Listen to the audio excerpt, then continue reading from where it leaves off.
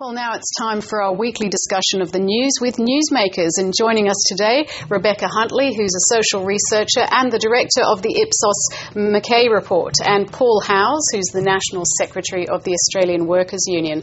Thanks very much to both of you for coming in. Well, we're going to discuss three issues this week: politics, foreign relations and school formals. But first of all, let's go to Federal Labor's post-mortem of its election performance. This continues as MPs continue to exit the ranks of New South Wales Labor. Let's listen to some of the views expressed this week. People will not vote for a party which is not united. And the fact that we were still in the race despite all of the leaks and all the sense of disunity on our side is a real indication of how much people preferred Prime Minister Gillard over Tony Abbott. And it's a real indication of how unelectable Tony Abbott really was. The fact that they changed strategy significantly 3 times in the election campaign, as did we, shows you the impacts of the leaks and Latham on that election campaign. Listened to very carefully to the Premier's calls for the Labor Party to refresh and renew, and I actually concur with that view.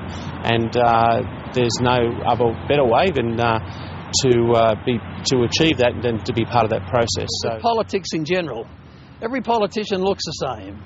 If you read Hansard, every politician sounds the same, you know. We've lost that individuality. We don't seem to cater for characters anymore in politics. The public out there start to wonder what the Labor Party stands for and what any party stands for, you know.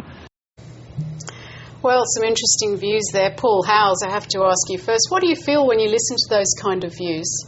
Well, I think it's good that people are expressing their views openly, and that's what I've been doing this week as well, through the launch of my new book as well. And I think that Labor does need to be more embracing of an open culture where we can openly and honestly dissect our faults and also what's good about the movement, but more importantly, openly debate and discuss new ideas which can take the party forward, because I think there is at the moment, within the wider Labor movement, a crisis of confidence in our own ideas and our own ability to generate new policy and new social progression to take the country forward.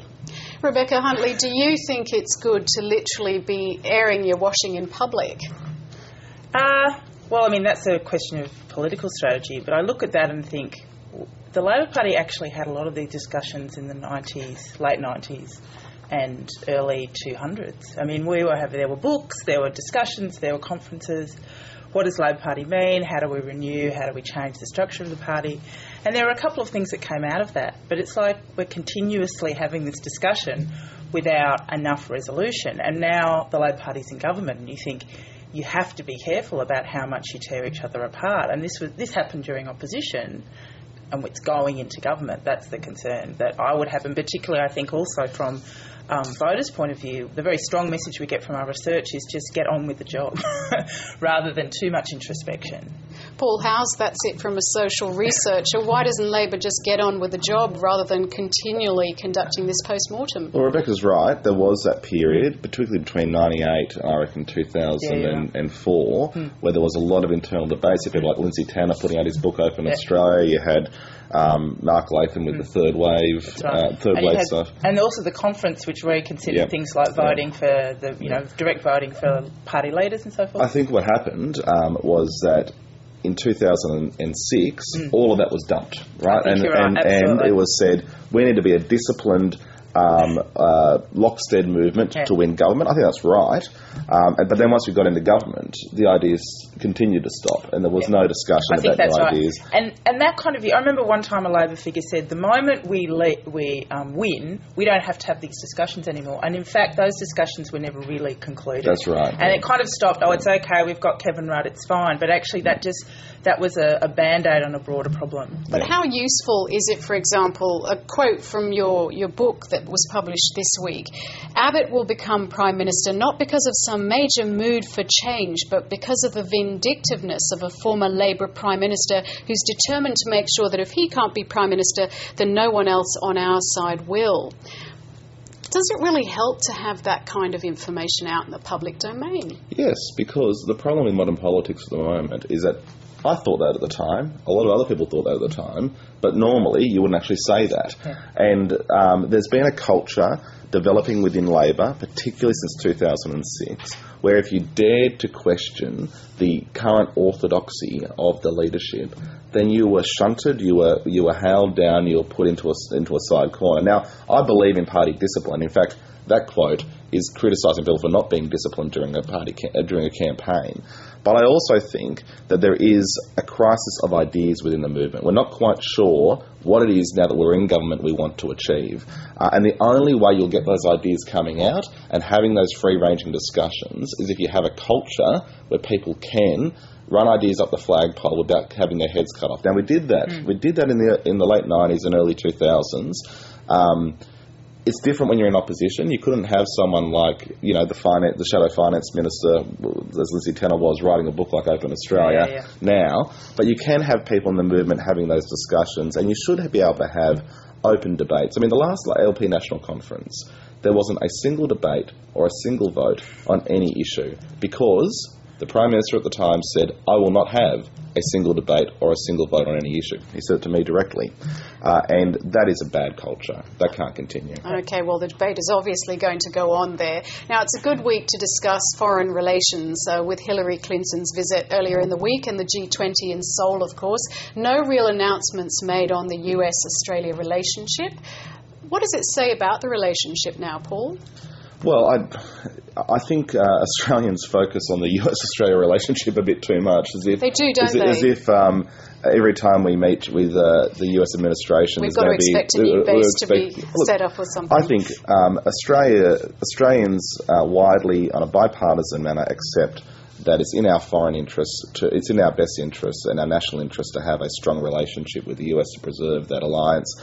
That was the case for every Labor administration since World War II, every coalition administration since World War II.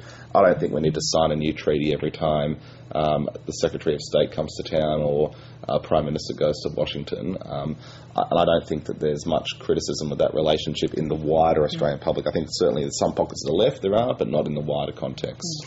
Rebecca Huntley, do you think we suffer from small country syndrome? Well, I think we've had a history of that. But I think on this issue about the Australia-US relations, what I'm finding in the research we do, which is interesting, is that whilst people still look to America and still see it as the big player, there is a broad acceptance within the Australian community that our economic future lies in the region, in China and India. So people are much more focused, especially now things aren't so good in the US, about what's happening in China and India, not culturally, but economically. So we often find that the US doesn't arise in discussion spontaneously as much as other countries in the region. I don't necessarily think that's a bad thing. Moving countries slightly, should we be grateful that we don't have a Prime Minister like Silvio Berlusconi? Well, I'm from Italian heritage. I read a lot about Italian politics. And, he seems to the rest of the world like an extraordinary, like Hugh Hefner's weirdo, kind of like offsider who's also been given a political office. But, Italians seem to kind of accept him at some level, which is extraordinary, but is probably something to do with their political history. It's probably better than switching prime ministers time after time after time. He at least has been around. He's a figure of some stability, even though he's a bit of a character. And Italians clearly like the fact that he is around, even if he's not perfect. He's a bella figura, which is an Italian phrase. He kind of cuts a good figure. That's showing off. The accent's showing off a bit. Yeah, so, he's... I think I would be a little bit concerned about some of the women that he is promoting. Clearly they don't necessarily have all of the credentials. Well, they have some credentials, but perhaps not all the credentials they should have to be ministers. But, he's an interesting figure to watch. And what about the Julia Gillard dressed in Austrian outfit episode, Paul? Now that is a real... The amount of outrage in Australia, that is a symptom of small country syndrome. And it's amazing how offended we get so easily when people realise that in fact we are a small country. Most other countries don't talk about Australia on a regular basis, and we don't rate, in North Asia or in Europe or in the US. If you travel there, as you would know very well, we are a small part of the world in a remote area. People like us, and I don't think we should be too offended that they put that dress out there. It could have been some kind of 1860s old, housewife kind of outfit. That's right. But I dare say that it probably was. And they quickly changed it to just a black smock, which I think is worse. It's certainly bizarre. not at all flattering. They got the flag right. Well, yes, that's important. And it wasn't, the President of the United States in Sydney saying Austria. Yes, that's true. That would have been far more embarrassing. In Melbourne, a same-sex teenage couple weren't allowed to attend their school's formal together. Let's first hear what one of the girls, Hannah Williams, had to say. I was pretty shocked. I honestly didn't expect it. I expected it just to be a straight out yes, so that's fine, no issues. I was very shocked. Everyone just, it's like a myth that if you want to bring a female, you just have to go ask, your coordinator. So I went and asked her, and she told me, she couldn't do anything about it, but I couldn't do it, and I had to go talk to someone else if I wanted to try, sort out the situation. Paul Howes, what should the school have done? Oh, they should let the two girls go. I mean, who cares?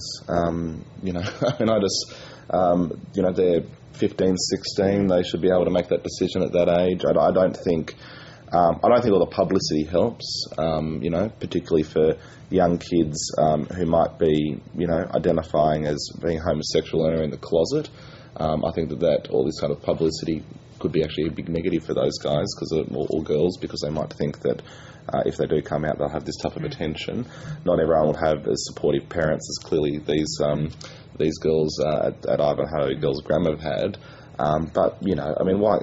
I don't know how you can justify discriminating against these two girls because they're in a same-sex relationship. If the school was encouraging people to bring partners, then the school shouldn't discriminate based on gender. Yeah. The other lesson is don't cross a 15-year-old girl. They're on Twitter, they're on Facebook. Yeah. They don't mind. They don't care that you're a headmistress. They'll get back at you if they think. They really are very clear about their rights and their identity. And big mistake. And her excuses about we need more boys to come. All her kind of excuses sounded incredibly bureaucratic and incredibly petty in face of a broader question and a broader discussion that just keeps coming up about the rights of gay and lesbian. And I think the interesting thing for politicians to listen to is look how younger generations of Australians view homosexuality and how out of touch many people in Canberra will be in 10 years' time when these guys are voting. Interesting. We're going to have to leave it there. Rebecca Huntley, Paul Howes, thanks so much for joining us on Newsmakers.